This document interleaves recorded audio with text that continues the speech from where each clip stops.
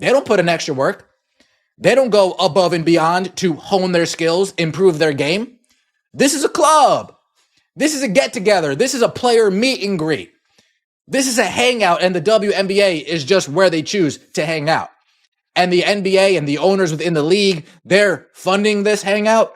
The WNBA is on edge like never before. And no, it's not about empty arenas or shaky TV ratings. This time the panic comes from something far scarier. Another league dangling a fortune right in front of their superstar, Caitlin Clark. Can you feel the panic reverberating throughout the WNBA dump? WNBA players think they have leverage. Keyword, think. Now, in their defense, they do have leverage in the short term. Do you hear it? That uneasy buzz sweeping across the WNBA? Players believe they finally hold leverage. Key word, believe. Sure, they have a little short-term power, but the clock is ticking fast. Now, I don't know what to believe from financials, but they got a lot of money backing them from TNT Sports and a lot of investors. And word has it that they came within $10 million of breaking even their first season.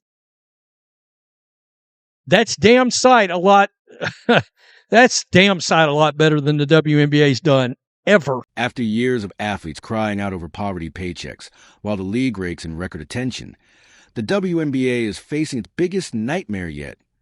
Competition that actually values women's basketball players at their true worth. Unrivaled will forever change the WNBA. For sure. And the way that they do business, the way that they treat their players, any agreement going forward. Unrivaled did things that were unprecedented. And I think it showed players their value, and players in that upcoming CBA are going to ask for everything. And I think that they're going to have to make something work if they want to see the product on TV. Right? Let's cut through the noise. Unrivaled. The upstart 3-on-3 league making headlines since January just finished its debut season. And the numbers? Nothing short of jaw-dropping. Essentially stalled for a new collective bargaining agreement in the WNBA.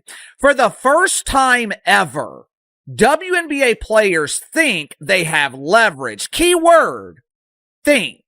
Now, in their defense, they do have leverage in the short term. The problem is, if this short-term leverage is used and the 2026 WNBA season is canceled, it could have devastating long-term impacts on pretend basketball. Players average $220,000 for just 8 weeks of basketball. That's almost triple the yearly paycheck of a typical WNBA contract. Meanwhile, Caitlin Clark, the face of women's hoops, is stuck making barely $78,000 in her second year with Indiana. The gap isn't just unfair, it's insulting. I'm wondering, will the WNBA get within $10 million this season?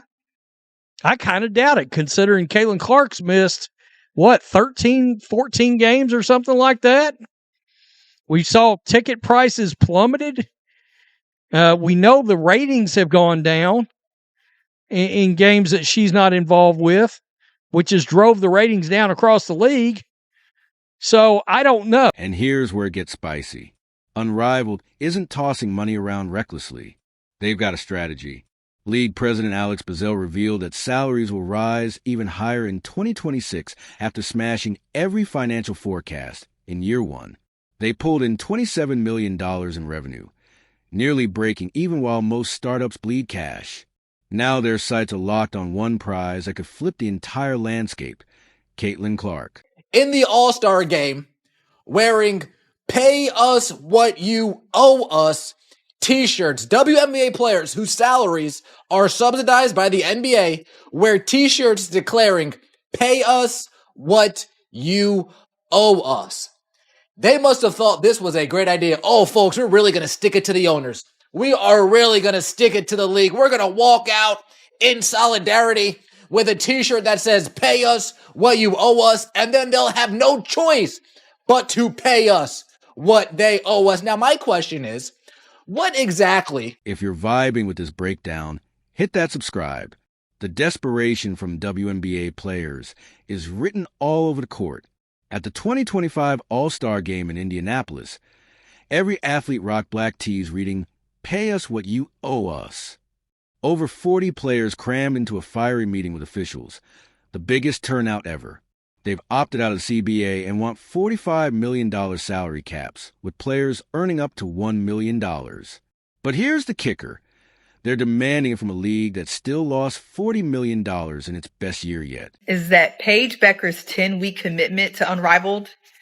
10-week commitment, 10 weeks to Unrivaled. She will make more in that first year than she will in the WNBA, where she's only projected to make $78,000. And I know there's still some haters, some unbelievers mad that women decided to bet on themselves, make this startup that is already putting the foot on the gas, right? Already making the WNBA look bad. I understand that. And they're wondering how they're paying for it. Well, Unrivaled made $1 million in ticket sales this year. Unrivaled made over $1 million in merchandise sales this year. And that's not even counting like the jerseys. The timing couldn't be sweeter for Unrivaled. While WNBA athletes beg a broken system for table scraps, Unrivaled is proving women's basketball can thrive while paying players like professionals. The contrast is humiliating. Angel Reese took home $50,000 for winning Unrivaled's championship. That's more than two-thirds of her rookie WNBA deal. Paige Buchers will pocket $350,000 in year one, more than her entire four-year rookie contract in the W. Alex Brazel, the co-founder of the 3-on-3 Women's Basketball League, composed of exclusively WNBA players, told Front Office Sports that the league has signed nearly 90% of its player pool for the 2026 season. Quote, "We have a few spots left, open the field, and then we're pretty much ready to go." Now imagine this. Caitlin Clark inks a deal with Unrivaled for 2026. Suddenly, the league boasts the most bankable star in the sport, an arena filler, a ratings magnet, a global face. But what if that's just step one? Execs have already teased expanding to 5-on-5 and moving to bigger venues. Picture it. Unrivaled 2027, full squads, headlined by Clark, Reese, Buchers, and more. They're on TNT, selling out NBA arenas and cutting million-dollar checks, while the WNBA clings to leftovers in half-empty gyms. I've been telling y'all this. The league doesn't like Unrivaled. I'm tired of going back and forth with people that's no business will want you to work for them and then basically replicate their business and try to make it better and all that type of stuff.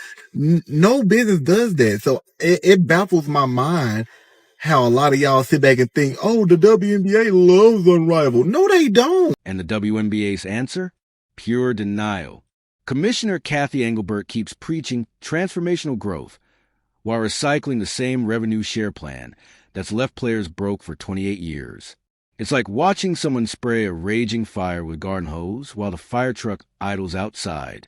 Worst of all, the league fumbled Caitlin Clark from the start, letting veterans bully her, cheap shot her, and mock her popularity instead of celebrating their golden ticket. It's business malpractice on another level. It continues to show that this league is where people want to be because they treat them right. They're providing the resources for them. They're promoting them the way they should be promoted. And that's what women's basketball players deserve. That's what women deserve. A lot of you may be wondering, well, why can Unrivaled do it and why can't the WNBA do it? The WNBA can do it, but you need to understand can and will and choose to are all different. Meanwhile, Unrivaled is rolling out VIP treatment. We're talking luxury apartments, personal chefs, childcare, recovery centers, and even a glam suite sponsored by Sephora.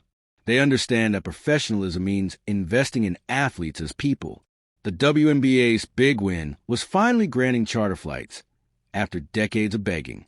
Financially, the truth is brutal. The W has bled money for nearly 30 years, propped up by NBA subsidies. Now they're demanding 50% revenue share when they don't even control a majority stake in their own league. Compare that to Unrivaled. $35 million raised, $100 million TV deal with TNT. Sponsors lining up and still paying players more than anyone else. Unrivaled is making moves. Unrivaled is making moves, and they making them in a major way, y'all. They are making moves in a major way. Unrivaled announced the signings of look, they're going and getting the young, popping, upcoming talent. WNBA, y'all better figure something out. Y'all better figure something out. Unrivaled is making moves. We already see the players talking about they are willing to strike. They want what they want. Pay us what you owe. Pay us what you owe. The panic inside WNBA headquarters has to be suffocating. Stars are openly eyeing the competition that offers more money, better perks, and real respect. Sutta Sabali just left Dallas right after linking up with old teammate Sabrina in Unrivaled. Connect the dots. And here's the scary part. Unrivaled is already thriving without Clark, Wilson, or several other megastars. Once they join, TV numbers will skyrocket and merch will fly. The WNBA's clock is ticking. Players and league leaders must agree on a new deal by October, or the first work stoppage in league history looms. Only now, they're not just bargaining against their players. They're up against a rival that's already doing what they swore was impossible, paying women's basketball players their real market value.